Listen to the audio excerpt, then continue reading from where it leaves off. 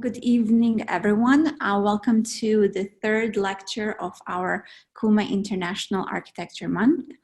It's our second week and the third lecture. I am here at the Architectural Association of Bosnia and Herzegovina, and I welcome everyone who's here with us in Zoom, who's also watching us live on Facebook. As I said, it's our second week, and during the first week we were talking about building resilience under destruction, because the whole theme of this month is architecture and resilience. So last week we had Armina Pilav and Paul Law talking about building resilience under destruction. And then this week we are actually talking about memory and resilience. So this week we have special guests. We have, today we have Ena Kukić, and then Sabina Tanović will be joining us on Thursday. So Ena is here with us today, and she will be talking about spatializing conflicted memories, the role of memorial architecture in social resilience. And Ena is, she's actually studied architecture at the University of Sarajevo, right, Ena, from in the past for her undergrad, and now she's doing her PhD at the Institute of Design and Building Typology in Graz, Austria. And together with her partner, Dinko Jelečević, they actually won the National Collegium Artisticum Award for Best Newcomers in 2018 for Krak Center, which is contemporary Center for Contemporary Culture in Bihać.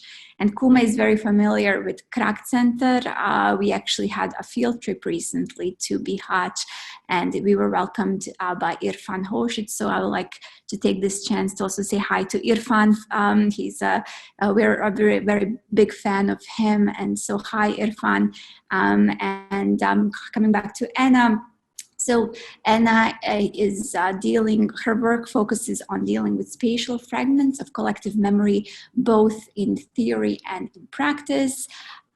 She comes really, really highly recommended. It's my first time meeting Ena, and I'm already very impressed, and I'm very excited for her lecture. So without further ado, Ena, please, you may take the floor, and I look forward to your lecture. Hi, good evening, everyone. Thank you for joining us, and thank you, Leila, for this introduction. I will be giving my pre-film lecture. I was not sure if my connection is going to work all the time, so yesterday evening after work, I taped my lecture, and I will be sharing my screen now. But afterwards, it lasts for about half an hour, and afterwards we will be making a Q&A round if anyone's interested in discussion. I'm looking forward to it. So I will try to share my screen now. And Claudia is going to mute me. Enjoy.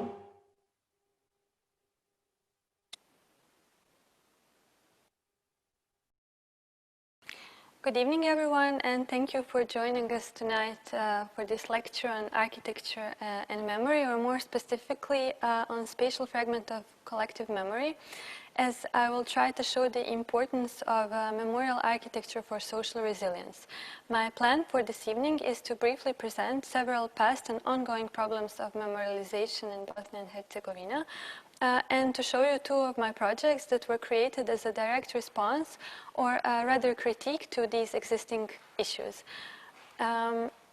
I would first like to briefly touch on the terms of collective memory and memorial architecture, as I find it extremely under-discussed in our society, which is a paradox given that the previous war makes the most of today's narratives in our lives.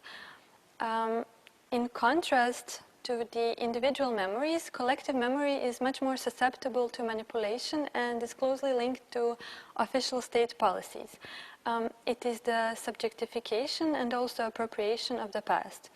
Collective memory is also a very important building block of a post-conflict society, and it is necessary to approach this process of architectural memorialization and memorialization in general objectively and ethically, with the aim of educating and providing places for reflection and contemplation.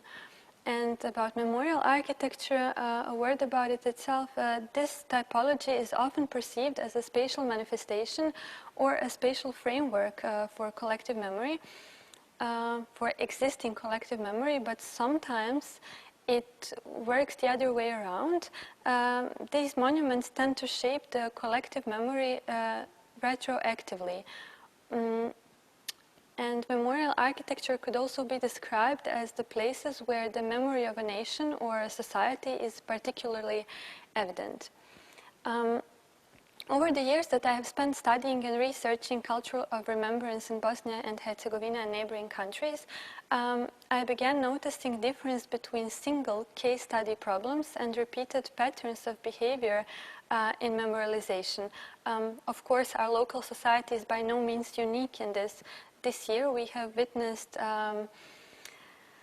problematic or should I say chaos with monuments all over the United States and in some countries of Western Europe, and rightfully so.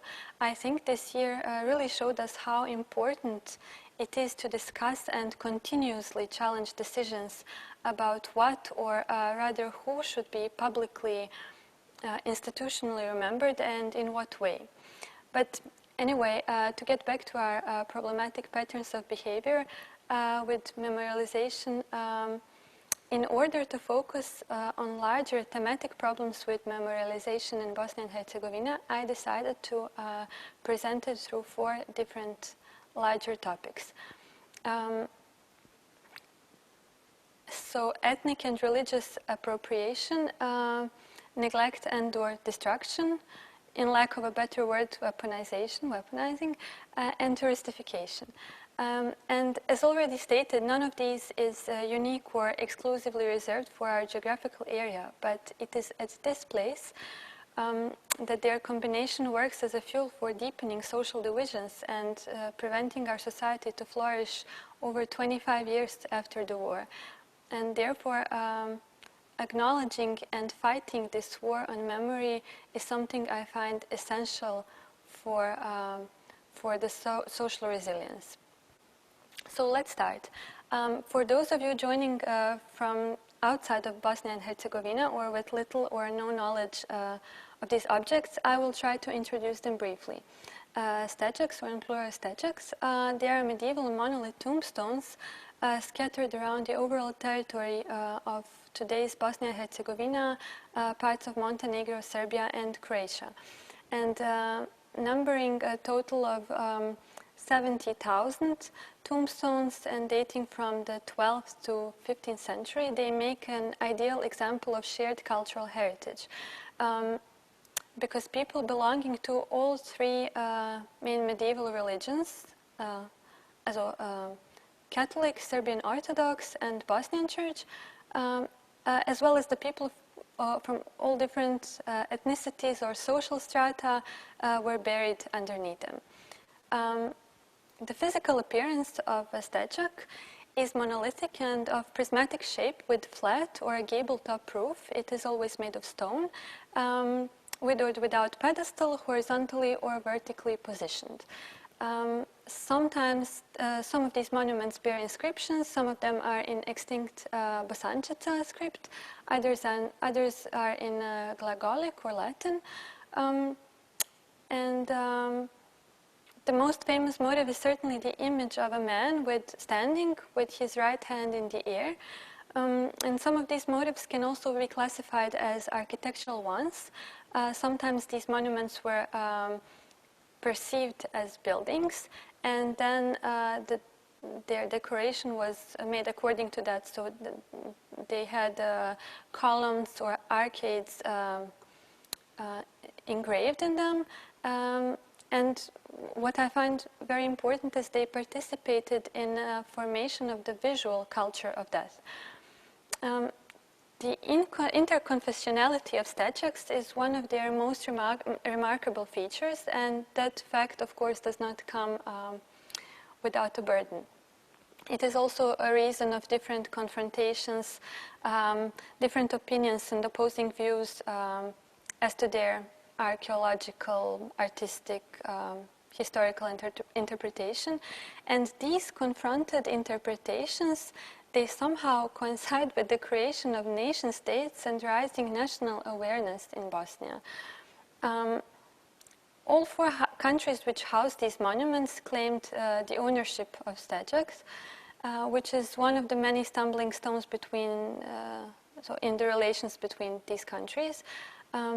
Then in 2015, media reported about the joint efforts of these four countries in seeking statues protection. After 5 years of intensive work, the nomination process for UNESCO Heritage was conducted under the leadership of distinguished Professor Dubravko Lovrenović from Bosnia and Herzegovina, in cooperation with experts from all four states. Maybe I should say that it was not protected from political interference, especially within the most problematic of all these regions, Bosnia and Herzegovina, where experts had to be careful to involve all three ethnic entities and to provide fair representation of their individual narratives or opinions. Apart from the technical complexity of this application, the issues of interpretation and ownership of statues have been among the main challenges of this process, but the aftermath of these joint efforts you can see in front of yourself. It was the process of inscribing statues as a UNESCO World Heritage Site 4 years ago. The Balkan heritage experts succeeded in showing that that Balkans is also a place of great synthesis and not only of conflicts. It would be nice to end here, but statues are far from their happy ending. This achievement with UNESCO means next to nothing where there is little or no political will to implement it. Among many sad examples of statues treatment in the recent years, I will mention only a couple of them.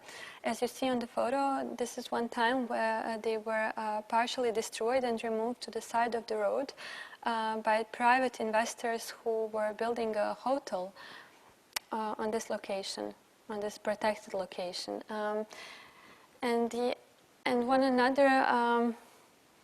Another time when people decided that the heritage area is perfect spot for spit roasting a lamb.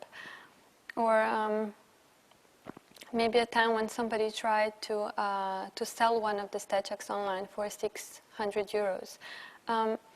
Because, as you see, ethnic and religious appropriation, all the talk has a goal to present one ethnicity or religion as older or superior one, and helps to build a certain narrative. But actually caring about these projects would require a systematic approach and cooperation and planning, which is too much of a trouble if politicians are not going to get something out of it. Now let's move on to the second example, where I will try to keep it short, as these objects are well known outside of former Yugoslavia borders. Spomeniks were built in Yugoslavia to commemorate the victims of fascism and to celebrate the revolution that defeated it. Their architectural significance is overwhelming, and nowadays you will notice that the number of them are in various states of disrepair, neglect, even complete destruction, also abandonment. And for the government of Balkan countries, they are mostly unwanted heritage because they represent the complete opposite of today's tendencies in society. Today's political narratives often show them as a symbol of oppressive communist regime rather than to show what they truly were. On the other hand, the international audience often celebrates their aesthetics only, without paying attention to their context and to their anti-fascist heritage. Here I need to mention the book Spomenik, which marked the beginning of a global interest for them. This book featured a series of amazing photographs, and it introduced the term Spomenik into the International Dictionary of art theory, but it did not emphasize the political context of the whole phenomenon. And Spomeniks were therefore trivialized, and the narrative was reduced to resemblance to UFOs or a Pink Floyd album cover, or and so on. And the legacy of anti-fascism was therefore marginalized. And on the other hand, 2 years ago, there was an exhibition in New York's Museum of Modern Art about architecture in former Yugoslavia, and the team behind it did a really good job of presenting the context, the movement, and the case studies of diverse typologies, including Spomeniks. One important thing that this exhibition showed is a lack of archival culture.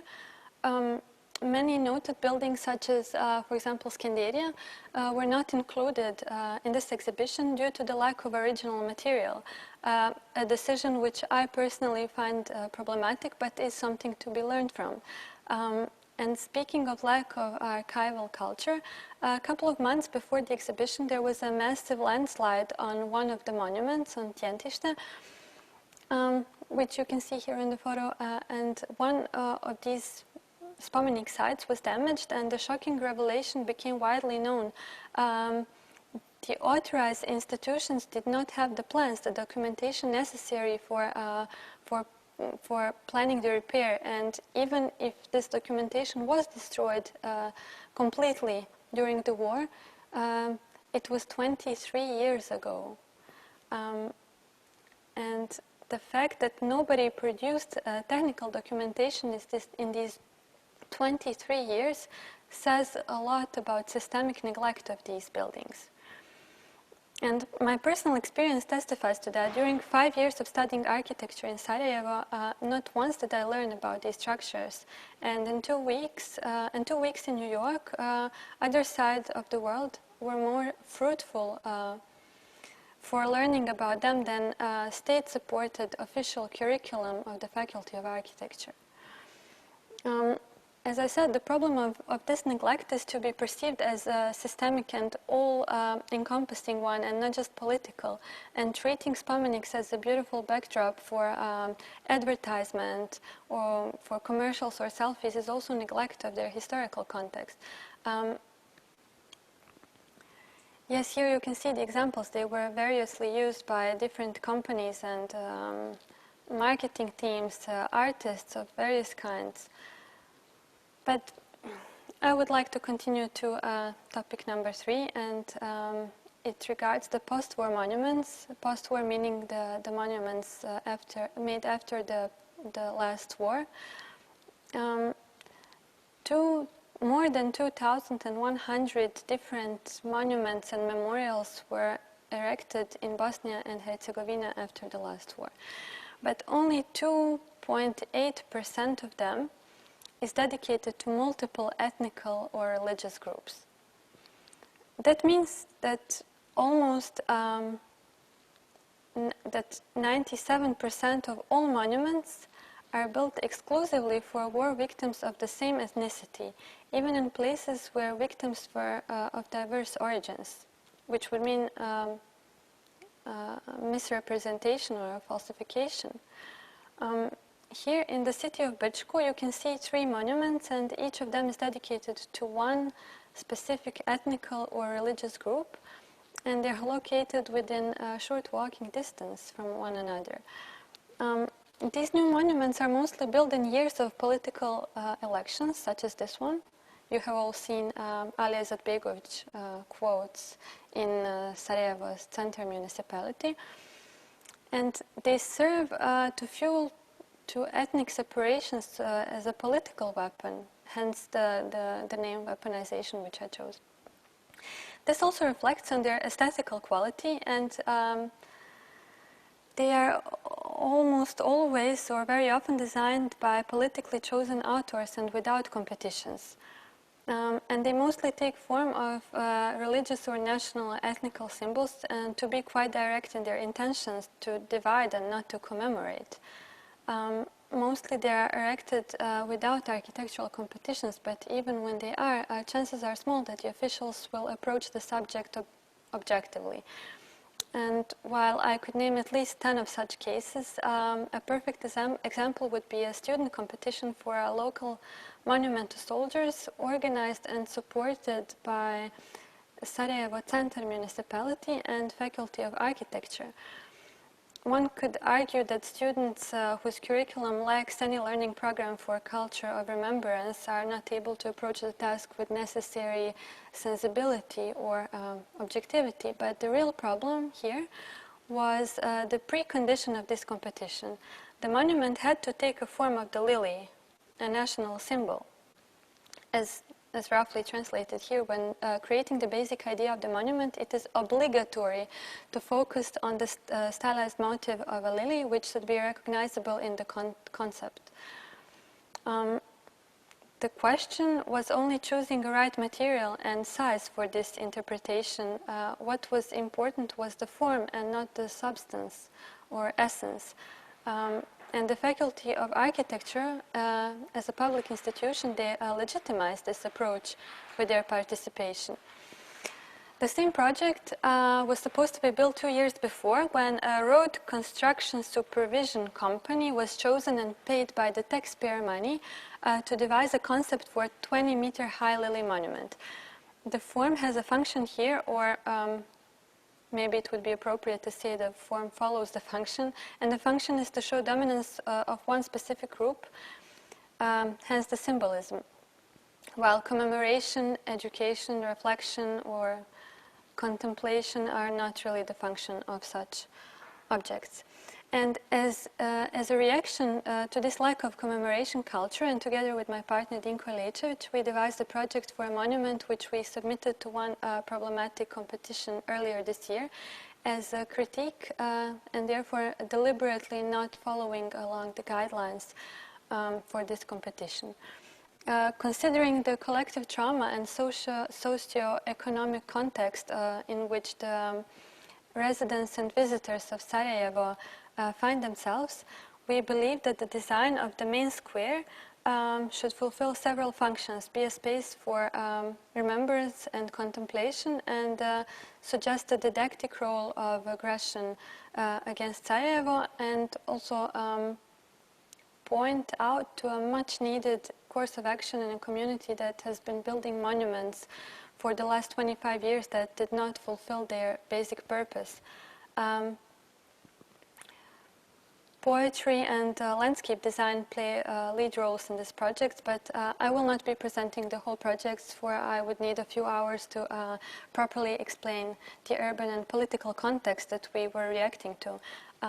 But I will be happy to discuss it afterwards if somebody is interested. And I simply wanted to mention another fruitless example of social engagement in our local community. And as a fourth and last topic, I would like to mention the problem of touristification, and I will try to present it on a case study of War Tunnel Museum in Sarajevo. This tunnel, just shortly, is an underground passage constructed in 1993 during the siege of Sarajevo. It was built by the Bosnian army in order to link the city of Sarajevo, which was entirely cut off by Serbian forces, to another side, to Bosnian-held territory on the other side of Sarajevo airport, which was an area controlled by the United Nations. The tunnel allowed food, humanitarian aid, war supplies, and so on to come into the city, and it also enabled exit from this besieged area. And in this backstage of the siege, war profiteering flourished, based on which the system of corruption and nepotism in present-day Sarajevo was built. A group of civilians, which is possibly the most important information about it, a group of civilians from Sarajevo was killed while waiting to enter this tunnel. And after the war, the entrance to the tunnel was transformed into an unofficial tourist attraction, which was taken over by official government structure after years of untaxed profitable work. And in this way, this trauma-scape, place of suffering, was successfully touristificated, and with carefully selected information presented to tourists, whitewashing of all or complete war events was carried out. These are the photos I took during my last visit a year and a half ago. I think they really speak for themselves in terms of this touristification and oversimplification. As you can see, there are no... it is very hard to distinguish the authentic parts of the ones that were added later. Touristification of the war is also notable elsewhere. This is called dark tourism or black tourism in architectural memorialization circles.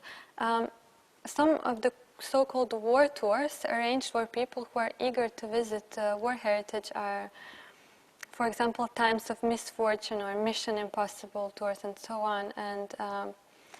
And these tours are often guided or narrated by people who use them as a platform to voice their own personal opinions. And the photos that you see are still the photos from the official War Tunnel Museum, from their souvenir shop, actually. You can also book a room in a fake war hostel, but unlike the tunnel, all these offers are not backed by state. They are nothing but a private capitalist endeavor. And what the present-day bizarre tunnel museum offers to its visitors is a false promise of a first-hand experience. In passing through part of the tunnel and a large number of questionably original artifacts, with future plans for, as you can see here, with future plans for building an improvised minefield and trenches. It would be, to quote the spokesperson of the tunnel, it would be an additional attraction for everyone to build an improvised minefield. Now, this subject is kind of special for me as it links my individual memory with our collective memory. And passing through this tunnel when I was 3 years old and having my leg stuck between the frames on the floor is one of my first memories, and obviously not a positive one. Contrary to the most people these days, we use the tunnel to get inside the besieged city and not outside, because my father was in Sarajevo.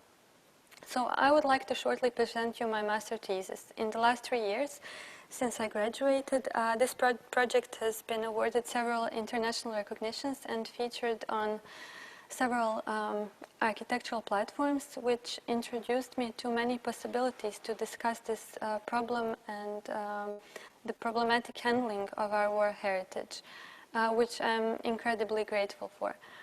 The question for me was, especially given its controversial use during the war, whether it is indeed necessary to offer the possibility of passing through the tunnel. I think for the purpose of providing information, yes, sure, but my project's aim was to offer a look at the tunnel, but not in a literal way, and of course not in its entirety. That was a painful privilege linked to the war context, and must not, definitely should not be mistaken for a valuable tour. Today, 25 years after the war, this memorabilia and its exploitation serves as a trigger for political tensions, and I think it is time for this period of Sarajevo's history to be properly marked on a timeline and left where it belongs. And carefully choosing my architectural language, I tried to reinterpret the motives of hiding and feeling exposed, the disparity of underground and above ground, the particularity of the airport and the vicinity and the ordinariness of the houses, the different materialization of the original war tunnels on both sides, so steel and wood, the contrast of the essential and irrelevant throughout the story, all in the context of today's political situation. In an effort to reinterpret the identity of a tunnel as an architectural typology, the entire museum is located underground, and the entrance to the museum is reached by climbing down a narrow staircase, and the passage followed by a large plateau with pebbles, and this plateau offers a close view on the basement remains. After that, one finds himself in a narrow entrance, as you can see on the axonometry, a narrow entrance to the museum, and this sudden change of scale is motivated by feelings of exposure when crossing the airport runway, which was the trigger for the idea for making a tunnel during the wartime. The only part of the project above the ground level is this delicate metal construction. It is a frame in the form of Sloboda House, which was the original entrance from this side of the tunnel. The war tunnel was constructed with metal pipes on this Dobrinja side, since all the trees in the city were used as a firewood, and that influenced the choice of materials for the frame of the Sloboda House. And this also points out, so just making a frame, it points out to the ordinariness of a house, emphasizing its basement as an important part. And the museum is characterized by a pretty clean floor plan and simple gradation of spaces, which you can see here.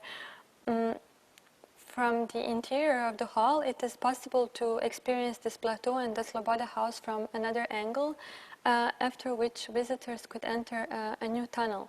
And the new tunnel is actually the second passage, pierced parallelly to original tunnel, but larger than it in its dimensions, and of course not that long. It offers a view on the original tunnel, whose ground is 1 meter higher compared to the ground of the new tunnel, which I think also helps get the feeling of how tiny the space was. Original artifacts from Butmir and Dobrinja could be exhibited in this new passage, and spatial organization and also materialization, glass, concrete, and metal in the interior, and concrete, stone, and low vegetation in the outside, they seek to provide a neutral and minimalistic basis for the main showpiece, which is the tunnel itself. On the rural side, in Butmir, it is proposed to build a memorial, not a museum. And although the tunnel was used in both directions, this side was perceived as an exit rather than as the entrance. And it represented the successful escape from Sarajevo. The project's location is, as already mentioned, also the scene of one of the most futile war tragedies, a massacre in front of the Bijeljina house, over people waiting for permission to enter the tunnel. And this event points out to the undeniable dark side of the tunnel. It requires adequate commemoration and refuses to celebrate hope as a tunnel of hope, salvation, and refuses to celebrate this past altogether. The memorial is conceived as an ensemble of concrete monoliths that take form of the demolished houses in their original wartime appearance. These monoliths are a negative concrete cast, capturing the space and emphasizing the absence of original objects. In this project, the exit, or rather entrance to the tunnel, is sealed. And this part of the project is obviously a reminiscence of Steček's. I would like to finish this lecture with an idea of transnational, trans-ethical, trans-religion memories based on the principle of entangled histories that take in all the context, all the different facts from all sides. And this multi-dimensional approach would obviously abandon the narrow frame of our local day-to-day politics. Alternative models of memorialization can help consolidate authentic memories and offer a basis for a healthy growth of post-conflict society whose part or individuals lived together and remember together, and not just next to each other. And that would be the real social resilience spatialized in some future memorial architecture. Thank you for listening, and have a good night.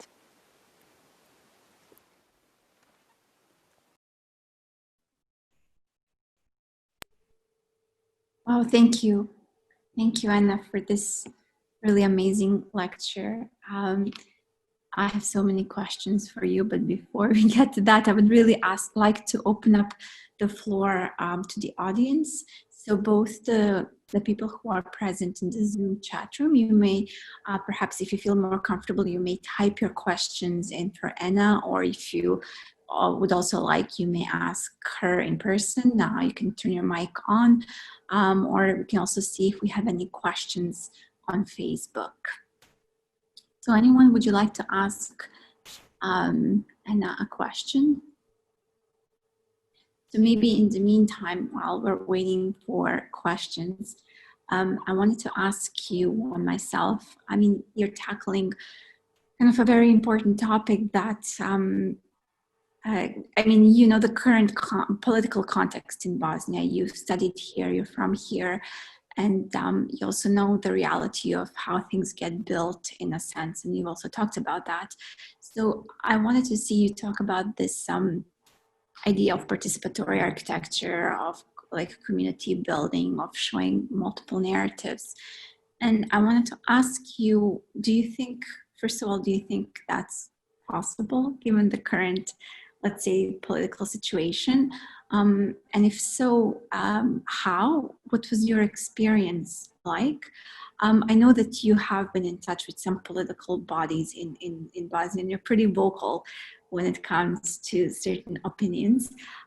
So I just wanted to see, what was your experience like so far? Also given this monument that you guys proposed, and what do you think could be done in kind of, not in a utopian way, perhaps in a utopian way, but also in like the, you know the local context. So what proposal or what approach would you think is actually plausible in current state Bosnia and Herzegovina?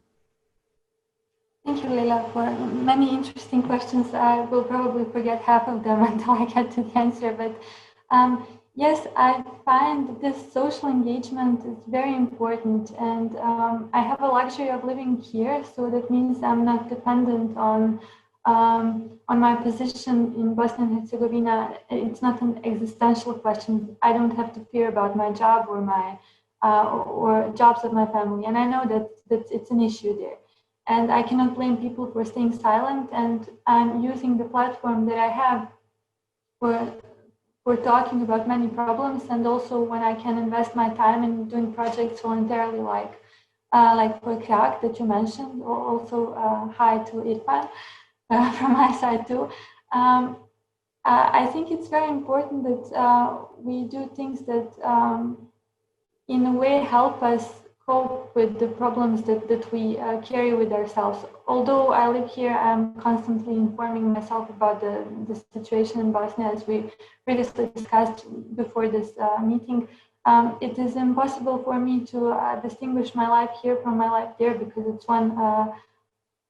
it's one whole. And talking about memorials and memorial architecture there, I think now it may sound like mixing apples and oranges, but in terms of doing things for collective memory, I have always found a project of, for example, PTSD, post-traumatic stress disorder treatment for our veterans way more important than building any memorial. And I think an object like that would be a true memorial, like a living memorial for everyone who is still coping with it, or providing places for hanging around, or for starting new platforms such as Krak in Bihać. I find it to be much more useful than any kind of sculpture or monument can be. And in that way, I would never suggest that we need another 8,000 monuments, which are now different from the ones that we have, but rather to discuss those that we have and to see what was wrong about them, and that the things that were wrong, this political engagement and using them as a fuel for further separation, that is something that we don't need to fight with new monuments and memorials, but with further education and discussing and political engagement. Political engagement meaning everything from voting to, for those who want to do it, to protesting about things that they don't find just or proper for all citizens and so on. But most importantly, I find that people who have the opportunity or platform or ability to talk about problems should do it. I'm aware that I'm pretty vocal, maybe even too vocal about some issues in our community, especially regarding certain institutions which may not be the only reason for a bad situation, but if I have the opportunity to call them out, I will do it. I will bear no consequences because everybody is entitled to their own opinion, but the facts are always the same and the facts cannot be changed. And that's why I brought all these numbers and statistics in my presentation, because I think that the number of 2% of monuments dedicated to society as a whole tells a lot about this typology in Bosnia and Herzegovina. I hope I answered partly to some of your questions. We have a question from the audience. It's from another Leila. It's not me. It's from a different Leila. She says, "Phenomenal presentation. Thank you so much. Can you elaborate a bit on the Butmir portion of your thesis proposal? Memorial being a nod or connected to Stechaks. Found that super interesting." Yes, thank you, Leila. Thank you also for your question. Yes.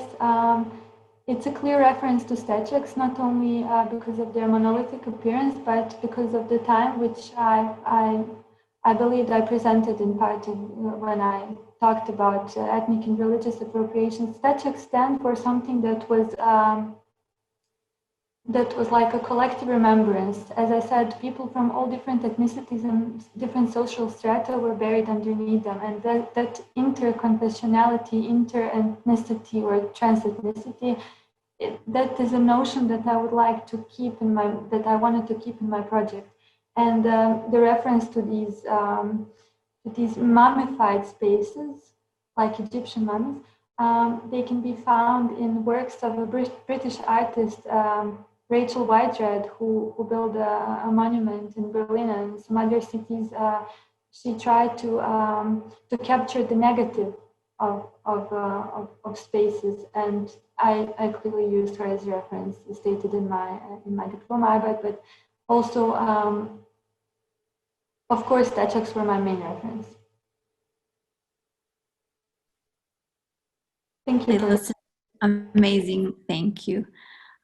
Do we have any questions maybe from Facebook? If Claudia can just update us on the questions from Facebook. If not, if I may ask one more question, and sure. I hope I'm not being too, I'm not taking too much of your time. I wanted to ask you, you talked about also the anti-fascist monuments, which have become kind of a real phenomenon now after the MoMA exhibition, especially, but more in their stylistic, let's say, presence rather than in the message that they carry. And in a way, just like Stechaks, they too have this common past, or they kind of transcend the at least in this region, they transcend the boundaries and the ethnic affiliation. So do you think that maybe that could be, let's say, a starting point of kind of like going back to what connects us in a way, and then starting from there, what even like, the neglect of them today in their state of affairs today shows the division and the further destruction of not only the common past, but also physically they're destroyed. What is your opinion about how we should treat them, or how to kind of reintegrate not only the physical form, but also the message that they carry? Yeah, also an interesting question. Thank you. Well, first, I think they're a much more closer reference to all of us here than the Stechaks are, because I think most of us here in this thread, or people who are watching this, were born in former country of Yugoslavia.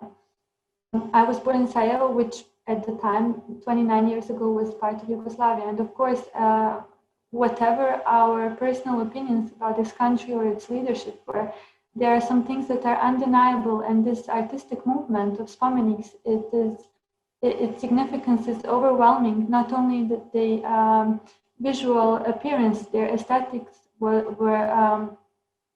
completely new at the time and distant from the things that were being built at the same time in the rest of the world, but they're also unparalleled to this day in their scope, in their geographical scope and their meaning.